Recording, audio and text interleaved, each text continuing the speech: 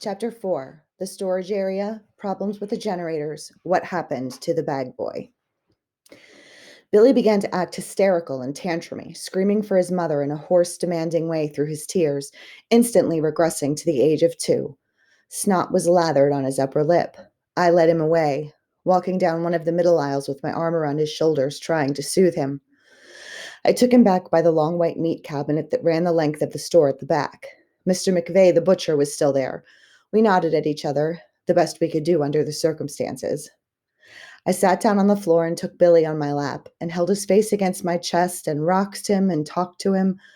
I told him all the lies parents keep in reserve for bad situations, the ones that sound so damn plausible to a child, and I told them in a tone of perfect conviction.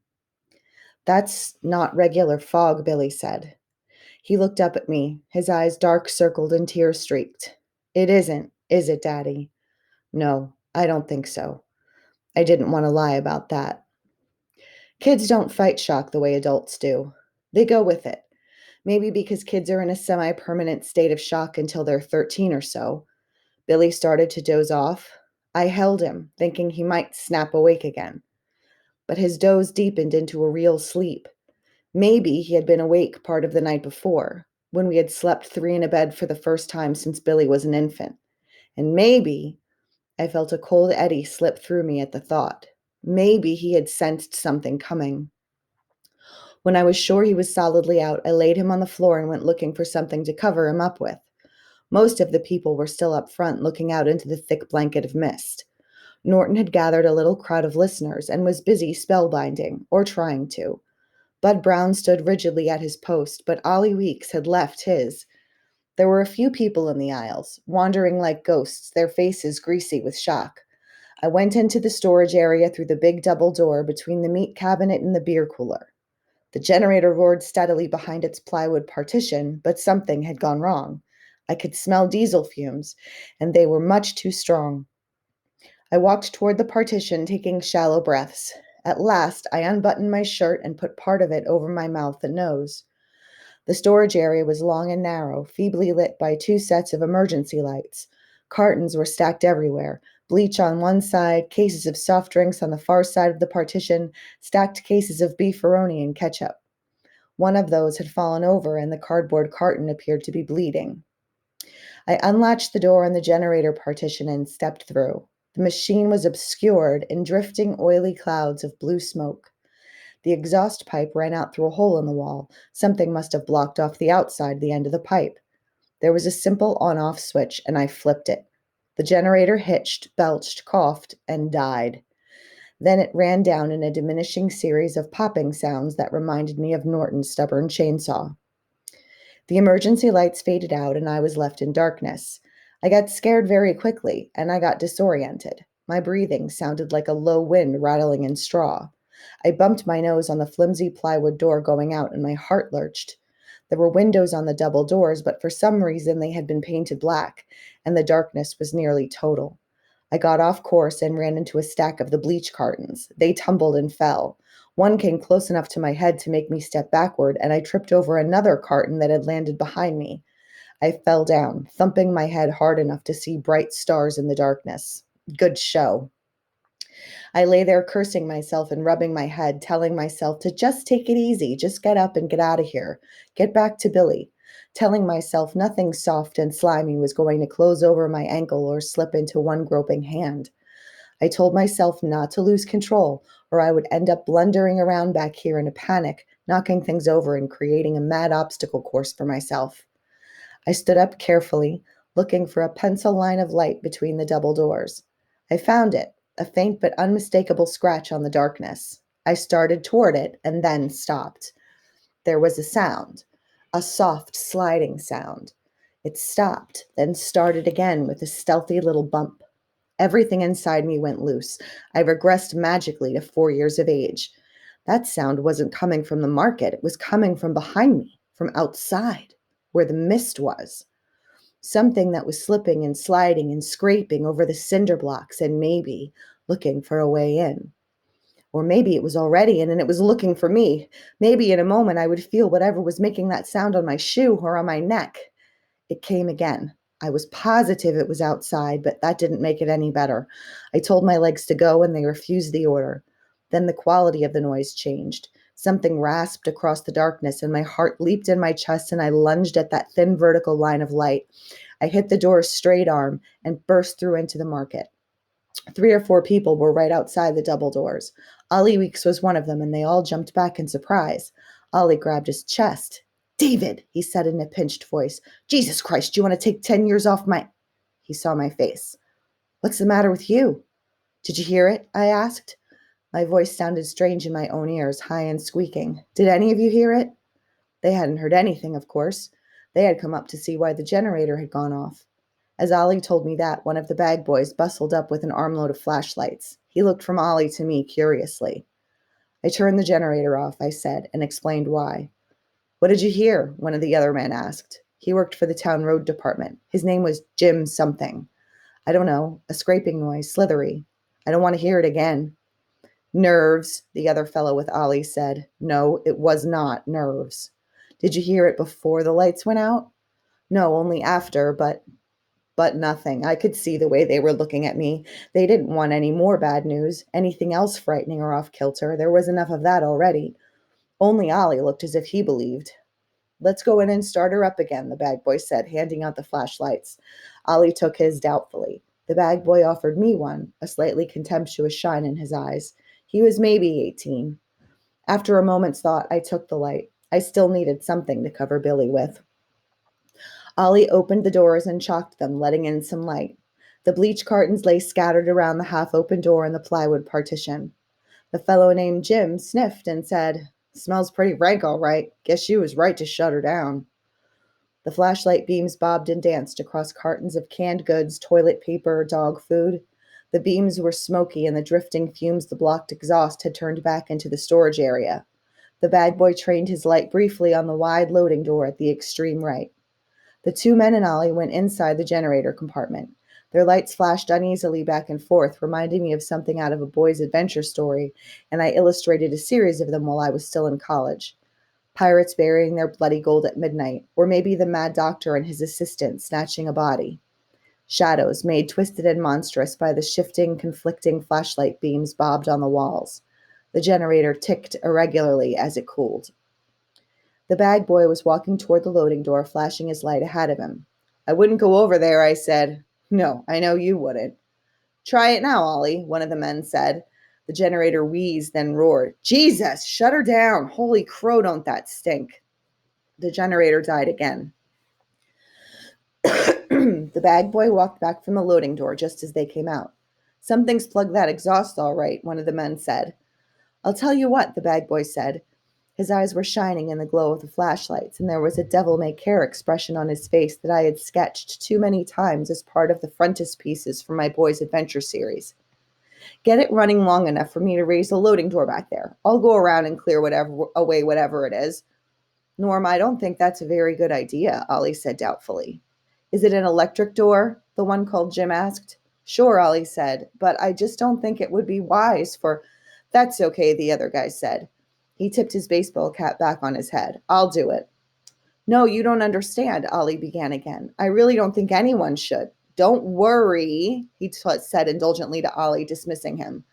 Norm, the bag boy, was indignant. "Listen, it was my idea," he said. All at once, by some magic, they had gotten around to arguing about who was going to do it instead of whether or not it should be done at all. But of course, none of them had heard that nasty slithering sound. "Stop it," I said loudly. They looked around at me. "You don't seem to understand, or you're trying as hard as you can not to understand. This is no ordinary fog. Nobody has come into the market since it hit. If you open that loading door and something comes in—" "Something like what?" Norm said with perfect 18-year-old macho contempt. "Whatever made the noise I heard." "Mr. Drayton," Jim said, "pardon me, but I'm not convinced you heard anything. I know you're a big shot artist with connections in New York and Hollywood and all, but that doesn't make you any different from anyone else in my book. Way I figure, you got in here in the dark and maybe you just got a little confused." "Maybe I did," I said. "And maybe if you want to start screwing around outside, you ought to start by making sure that lady got home safe to her kids." His attitude and that buddy and that of his buddy and of Norm the bag boy was making me mad and scaring me more at the same time. They had the sort of light in their eyes that some men get when they go shooting rats at the town dump. Hey, Jim's buddy said, when any of us here want your advice, we'll ask for it. Hesitantly, Ollie said, the generator really isn't that important, you know. The food in the cold cases will keep for 12 hours or more with absolutely no. Okay, kid, you're it, Jim said brusquely. I'll start the motor. You raise the door so that the place doesn't stink up too bad. Me and Myron will be standing by the exhaust outflow. Give us a yell when it's clear. Sure, Norm said, and bustled excitedly away. This is crazy, I said. You let that lady go by herself. I didn't notice you breaking your ass to escort her, Jim's buddy Myron said. A dull, brick-colored flush was creeping out of his collar. But you're going to let this kid risk his life over a generator that doesn't even matter? Why don't you just shut the hell up, Norm yelled. Listen, Mr. Drayton, Jim said and smiled at me coldly. I'll tell you what. If you've got anything else to say, I think you better count your teeth first, because I'm tired of listening to your bullshit. Ollie looked at me, plainly frightened. I shrugged. They were crazy, that was all. Their sense of proportion was temporarily gone. Out there, they had been confused and scared. In here was a straightforward mechanical problem, a bulky generator. It was possible to solve this problem. Solving the problem would help make them feel less confused and helpless, therefore, they would solve it. Jim and his friend Myron decided I knew when I was licked and went back into the generator compartment. Ready, Norm? Jim asked. Norm nodded, then realized they couldn't hear a nod. Yeah, he said. Norm, I said, don't be a fool. It's a mistake, Ollie added. He looked at us, and suddenly his face was much younger than 18. It was the face of a boy. His Adam's apple bobbed convulsively, and I saw that he was scared green. He opened his mouth to say something. I think he was going to call it off. And then the generator roared into life again. And when it was running smoothly, Norm lunged at the button to the right of the door, and it began to rattle upward on its dual steel tracks. The emergency lights had come back on when the generator started. Now they dimmed down as the motor, which lifted the door, sucked away the juice. The shadows ran backward and melted. The storage area began to fill with the mellow white light of an overcast late winter day. I noticed that odd, acrid smell again. The loading door went up 2 feet, then 4. Beyond, I could see a square cement platform outlined around the edges with a yellow stripe. The yellow faded and washed out in just 3 feet. The fog was incredibly thick. Ho up, Norm yelled. Tendrils of mist, as white and fine as floating lace, eddied inside. The air was cold. It had been noticeably cool all morning long, especially after the sticky heat of the last 3 weeks. But it had been a summery coolness. This was cold. It was like March. I shivered, and I thought of Steph. The generator died. Jim came out just as Norm ducked under the door. He saw it. So did I. So did Ollie. A tentacle came over the far lip of the concrete loading platform and grabbed Norm around the calf. My mouth dropped wide open.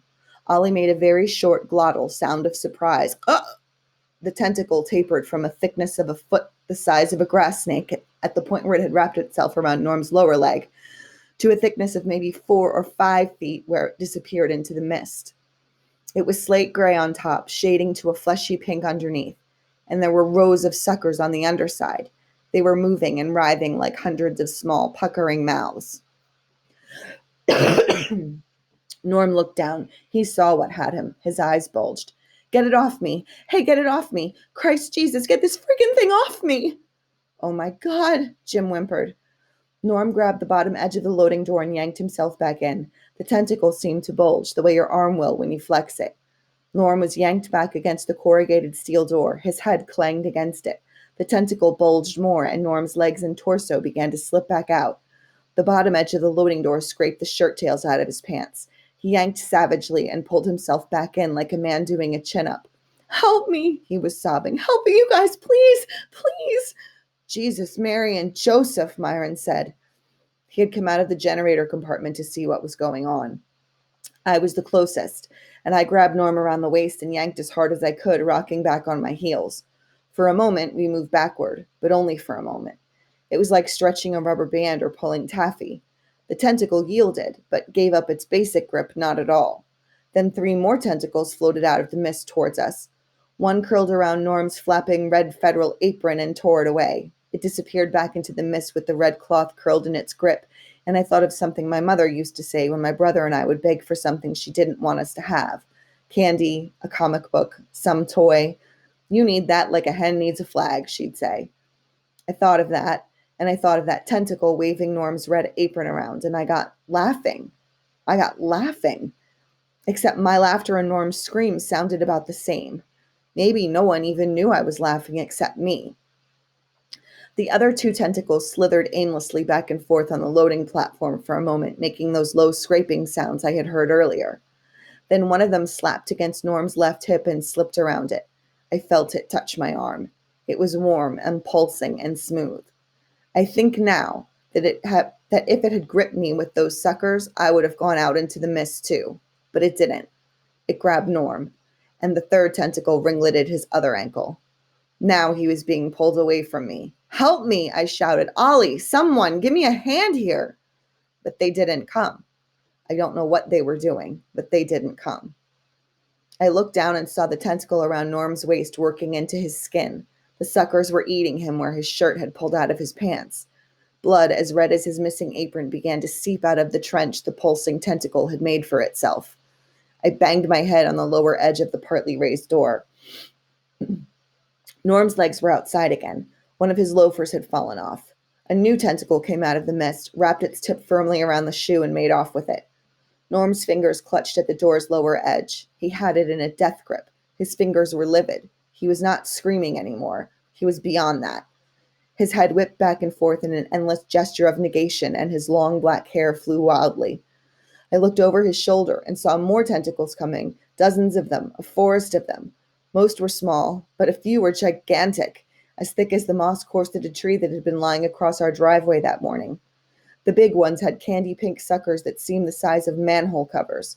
One of these big ones struck the concrete loading platform with a loud and rolling sound and moved sluggishly toward us like a great blind earthworm.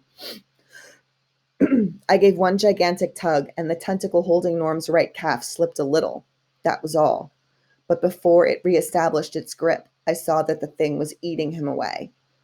One of the tentacles brushed delicately past my cheek and then wavered in the air as if debating. I thought of Billy then. Billy was lying asleep in the market by Mr. McVeigh's long white meat cooler. I had come in here to find something to cover him up with. If one of those things got a hold of me, there would be no one to watch out for him, except maybe Norton. So I let go of Norm and dropped to my hands and knees. I was half in and half out, directly under the raised door. A tentacle passed by on my left, seeming to walk on its suckers.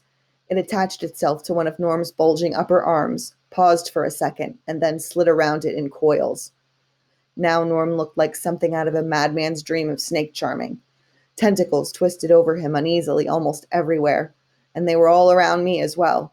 I made a clumsy leapfrog jump back inside, landed on my shoulder, and rolled. Jim, Ollie, and Myron were still there. They stood like a tableau of waxworks in Madame Tussauds, their faces pale, their eyes too bright. Jim and Myron flanked the door to the generator compartment. "Start the generator," I yelled at them. Neither moved. They were staring with a drugged, thanotic avidity at the loading boy. I groped on the floor, picked up the first thing that came to hand, a box of snowy bleach, and chucked it at Jim. It hit him in the gut just above the belt buckle. He grunted and grabbed at himself. His eyes flickered back into some semblance of normality. "Go start that effing generator," I screamed so loudly it hurt my throat. He didn't move. Instead, he began to defend himself, apparently having decided that with Norm being eaten alive by some insane horror from the mist, the time had come for rebuttals. "I'm sorry," he whined. "I didn't know. How the hell was I supposed to know? You said you heard something, but I didn't know what you meant. You should have said what you meant better. I thought, I don't know, maybe a bird or something." So then Ollie moved, bunting him aside with one thick shoulder and blundering into the generator room. Jim stumbled over one of the bleach cartons and fell down just as I had done in the dark. "I'm sorry," he said again. His red hair tumbled over his brow. His cheeks were cheese white. His eyes were those of a horrified little boy. Seconds later, the generator coughed and rumbled into life. I turned back to the loading door. Norm was almost gone, yet he clung grimly with one hand. His body boiled with tentacles, and blood patterned serenely down on the concrete in dime-sized droplets. His head whipped back and forth, and his eyes bulged with terror as they stared off into the mist. Other tentacles now crept and crawled over the floor inside. There were too many near the button that controlled the loading door to even think of approaching it. One of them closed around a half-liter bottle of Pepsi and carried it off. Another slipped around a cardboard carton and squeezed. The carton ruptured, and rolls of toilet paper, 2 packs of Delsey wrapped in cellophane, geysered upward, came down, and rolled everywhere. Tentacles seized them eagerly. One of the big ones slipped in. Its tip rose from the floor, and it seemed to sniff the air. It began to advance toward Myron, and he stepped mincingly away from it, his eyes rolling madly in their sockets. A high-pitched little moan escaped his slack lips. I looked around for something, anything at all long enough to reach over the questing tentacles and punch the shut button on the wall. I saw a janitor's push broom leaning against a stack of beer cases and grabbed it. Norm's good hand was ripped loose. He thudded down onto the concrete loading platform and scrabbled madly for a grip with his one free hand. His eyes met mine for a moment. They were hellishly bright and aware. He knew what was happening to him. Then he was pulled, bumping and rolling, into the mist. There was another scream, choked off. Norm was gone. I pushed the tip of the broom handle onto the button, and the motor whined. The door began to slide back down. It touched the thickest of the tentacles first, the one that had been investigating in Myron's direction. It indented its hide, skin, whatever, and then pierced it.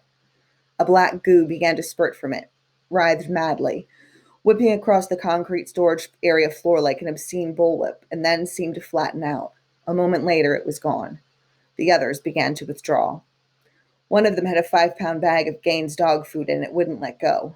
The descending door cut it in two before thumping home in its grooved slot. The severed chunk of tentacle squeezed convulsively tighter, splitting the bag open and sending brown nuggets of dog food everywhere. Then it began to flop on the floor like a fish out of water, curling and uncurling, but ever more slowly until it lay still.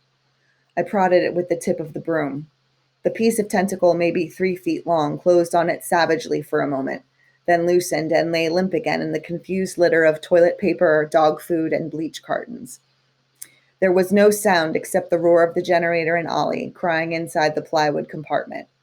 I could see him sitting on a stool in there with his face clutched in his hands. Then I became aware of another sound, the soft, slithery sound I had heard in the dark. Only now the sound was multiplied tenfold.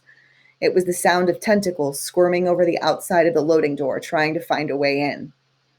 Myron took a couple of steps toward me. "Look," he said, "you gotta understand." I looped a fist at his face. He was too surprised to even try to block it. It landed just below his nose and mashed his upper lip into his teeth. Blood flowed into his mouth. "You got him killed," I shouted. "Did you get a good look at it? Did you get a good look at what you did?" I started to pummel him, throwing wild rights and lefts, not punching the way I had been taught in my college boxing classes, but only hitting out. He stepped back, shaking some of them off, taking others with a numbness that seemed a kind of resignation or penance. That made me angrier. I bloodied his nose. I raised a mouse under one of his eyes that was going to black just beautifully. I clipped him a hard one on the chin. After that one, his eyes went cloudy and semi-vacant. "Look," he kept saying, "look, look." And then I punched him low in the stomach, and the air went out of him, and he didn't say "look, look" anymore. I don't know how long I would have gone on punching him, but someone grabbed my arms. I jerked free and turned around. I was hoping it was Jim. I wanted to punch Jim out, too. But it wasn't Jim. It was Ollie. His round face dead pale except for the dark circles around his eyes that were still shiny from his tears. "Don't, David," he said. "Don't hit him anymore. It doesn't solve anything." Jim was standing off to one side, his face a bewildered blank. I kicked a carton of something at him. It struck one of his dingo boots and bounced away. "You and your buddy are a couple of stupid assholes," I said. "Come on, David," Ollie said unhappily. "Quit it. You 2 assholes got that kid killed." Jim looked down at his dingo boots. Myron sat on the floor and held his beer belly. I was breathing hard. The blood was roaring in my ears, and I was trembling all over. I sat down on a couple of cartons and put my head down between my knees and gripped my legs hard just above the ankles. I sat that way for a while with my hair on my face, waiting to see if I was going to black out or puke or what. After a bit, the feeling began to pass, and I looked up at Ollie. His pinky ring flashed subdued fire in the glow of the emergency lights. Okay, I said dully. I'm done. Good, Ollie said. We've got to think what to do next. The storage area was beginning to stink of exhaust again. Shut the generator down. That's the first thing. Yeah, let's get out of here, Myron said. His eyes appealed to me. I'm sorry about the kid, but you gotta understand. I don't gotta understand anything. You and your buddy go back into the market, but you wait right there by the beer cooler. And don't say a word to anybody. Not yet. They went willingly enough, huddling together as they passed through the swinging doors. Ollie killed the generator, and just as the lights started to fail, I saw a quilted rug, the sort of thing movers use to pad breakable things, flopped over a stack of returnable soda bottles. I reached up and grabbed it for Billy. There was the shuffling, blundering sound of Ollie coming out of the generator compartment. Like a great many overweight men, his breathing had a slightly heavy, wheezing sound. David, his voice wavered a little. You still here? Right here, Ollie. You want to watch out for all those bleach cartons. Yeah. I guided him with my voice, and in 30 seconds or so, he reached out of the dark and gripped my shoulder. He gave a long, trembling sigh. Christ, let's get out of here. I could smell the Rolaids he always chewed on his breath. This dark is bad. It is, I said, but hang tight a minute, Ollie. I wanted to talk to you, and I didn't want those other two fuckheads listening. Dave, they didn't twist Norm's arm. You ought to remember that. Norm was a kid, and they weren't. But never mind, that's over. We've got to tell them, Ollie. The people in the market. If they panic, Ollie's voice was doubtful. Maybe they will, and maybe they won't. But it will make them think twice about going out, which is what most of them will want to do. Why shouldn't they? Most of them will have people they left at home. I do myself. We have to make them understand what they're risking if they go out there. His hand was gripping my arm hard. All right, he said. Yes.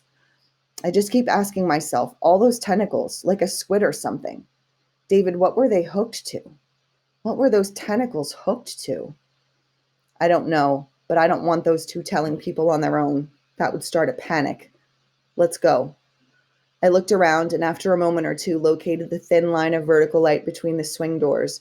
We started to shuffle toward it, wary of scattered cartons. One of Ollie's pudgy hands clamped over my forearm. It occurred to me that all of us had lost our flashlights. As we reached the doors, Ollie said flatly, What we saw, it's impossible, David. You know that, don't you?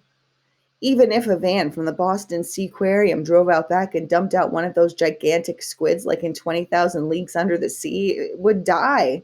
It would just die. Yes, I said. That's right. So what happened, huh? What happened? What is the damn mist? Ollie, I don't know. We went out.